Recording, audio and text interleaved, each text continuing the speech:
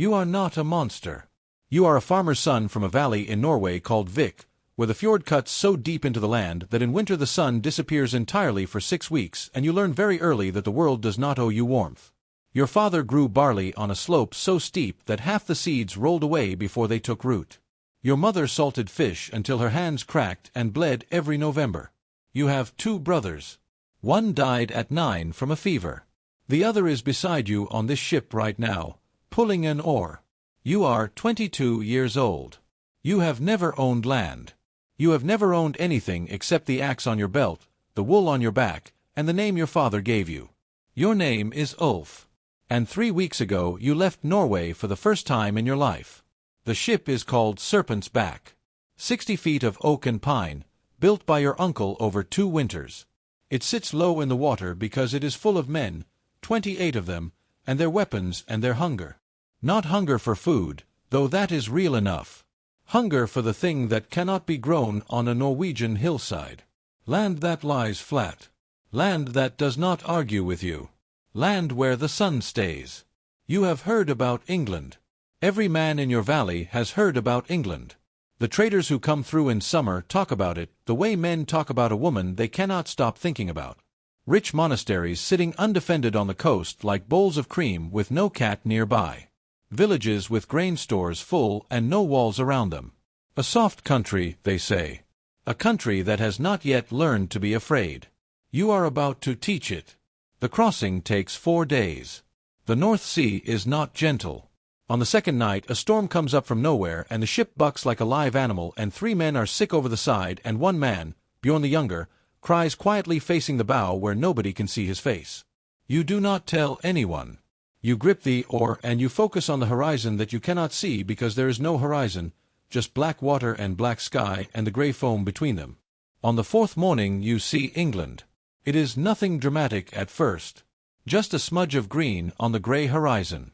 But as the ship moves closer the smudge becomes hills. The hills become fields. The fields are so green they look wrong, like a color you made up. In Norway everything is gray and brown, and the green of summer lasts maybe 4 months if you are lucky. Here the green looks permanent. It looks like it was never anything else. Your brother Leif grabs your arm and points. You already see it. You have never wanted anything as much as you want that green. The monastery is called Lindisfarne by the people who live here, though you do not know that yet. You know it only as the cluster of stone buildings on the low island you can see from the ship. You know it as the target. Your chieftain Ragnar stands at the bow. He is not a big man. That surprises people who meet him for the first time. He is wiry, with a beard the color of rusted iron, and eyes that do not move quickly, that rest on things for a long time before moving to the next thing. He is the most dangerous man you have ever been in a room with, which is saying something because every man on this ship is dangerous. He does not make a speech. Men in the stories always make speeches before raids. Ragnar turns from the bow, looks at the 28 of you, and says 3 words. Take what matters. That is all. The ship scrapes the beach. You run. This is the part the stories get right. The running. The sudden movement from the stillness of the ship to the noise of the shore. The way your boots hit the wet sand and the cold water splashes up your legs and the world is suddenly loud. Your own breathing, the shouts of the men around you, and then the screaming from inside the monastery walls as the monks see you coming. You go over the low stone wall. You are in the courtyard. And here is the thing the stories do not tell you. The monks are old. Most of them. Genuinely old, white-haired men in brown robes, who stand frozen in the courtyard with their hands raised in a gesture that must mean something in their religion because they all do it simultaneously, the same gesture, like a prayer addressed to you. One of them is saying words in a language you do not speak. His voice is not shaking. He is frightened, but he is standing still and speaking to you in a clear voice. You go past him. You go to the building he came out of. Inside, manuscripts, silver candle holders, a golden cross the size of a man's forearm, grain sacks, salted meat, wool, coins in a wooden box. You take the silver. You take the gold. You take the coins. You leave the manuscripts because you cannot read them and you cannot eat them and they are heavy. The whole raid takes less than 1 hour. You lose nobody. You wound 2 monks who tried to fight back with a gardening tool and a wooden cross respectively.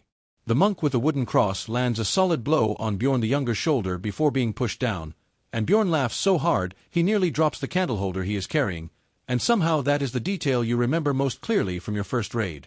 Not the silver. Not the green fields. The sound of Bjorn laughing on holy ground. You run back to the ship. You sail north.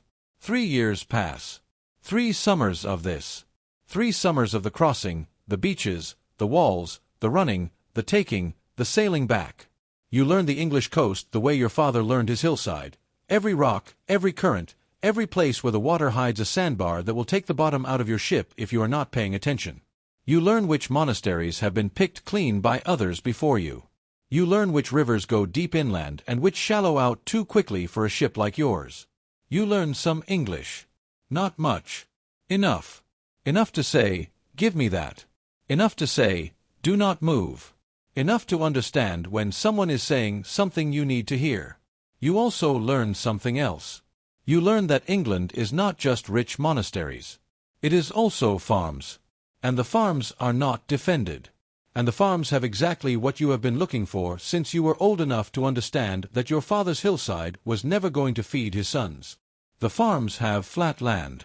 It is the summer of your 25th year when Ragnar makes the announcement that changes everything. He calls the men together on the beach of a river estuary in what the English call Northumbria. The river is wide and brown, and the fields on both sides of it are full of ripening grain. It is August. The evening light is gold on the water. It is almost indecently beautiful.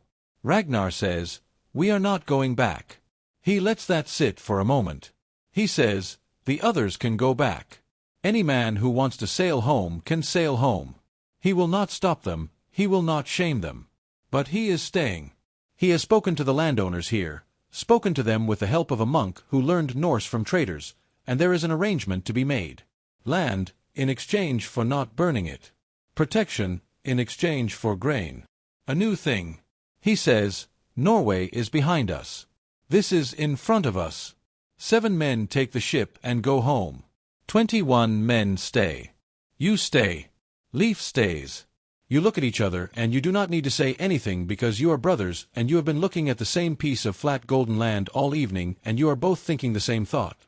This is what we came for. The first winter is harder than the raids.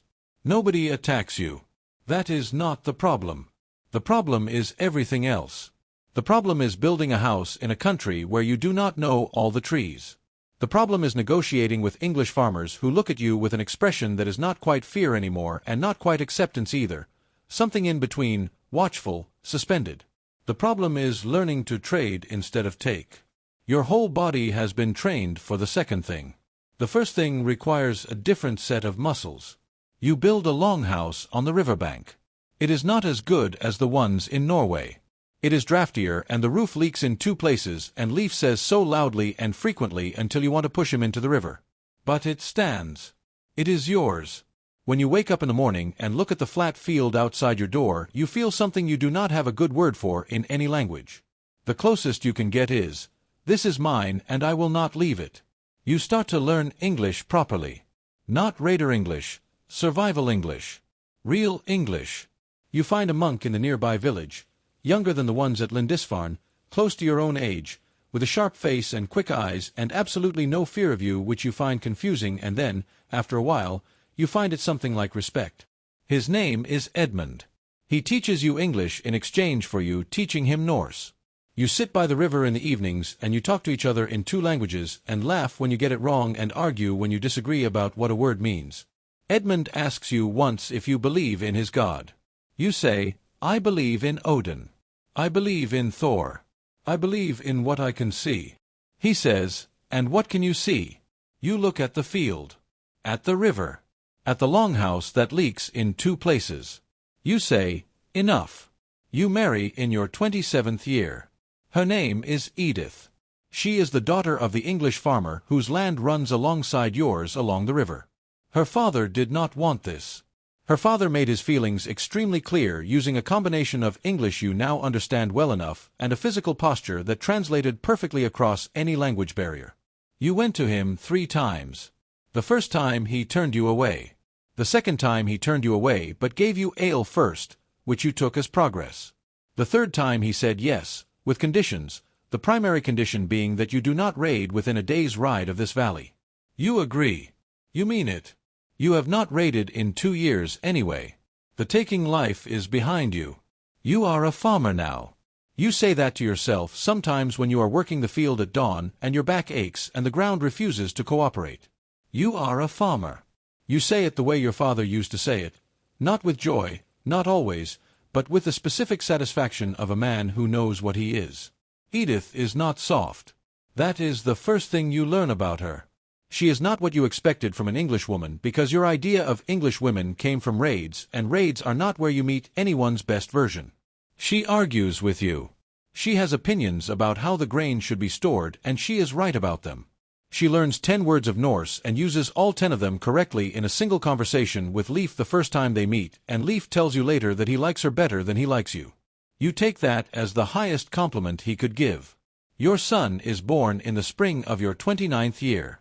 You are in the field when it happens because Edith told you firmly to go and be useful somewhere else. Edmund comes to get you. He is running and smiling at the same time, and he says, "Come now, Ulf, you have a son, come now." You walk to the longhouse. You are not running. You do not know why you are not running except that something in the moment requires you to walk toward it. To arrive at it with your full weight. You go inside. The boy is small in a way that frightens you. Everything about a newborn is frightening to a man who has faced shield walls and open sea, and neither of those things frightened him. This tiny thing frightens him. Edith holds him and looks up at you, and her face is tired and certain in the way that only becomes possible after you have done the hardest thing. You take him. You hold him against your chest. He has Edith's nose and your broad forehead, and Edmund says from the doorway, smiling, "What will you call him?" You look at the boy. You look at Edith. You look through the open door at the flat English field in spring light, green in a way that still surprises you after 4 years, still looks like something invented rather than something real. You say, "Oh Sulf," an English name and a Norse name pressed together. Both things at once. Neither one giving way. You live on that river for 41 more years.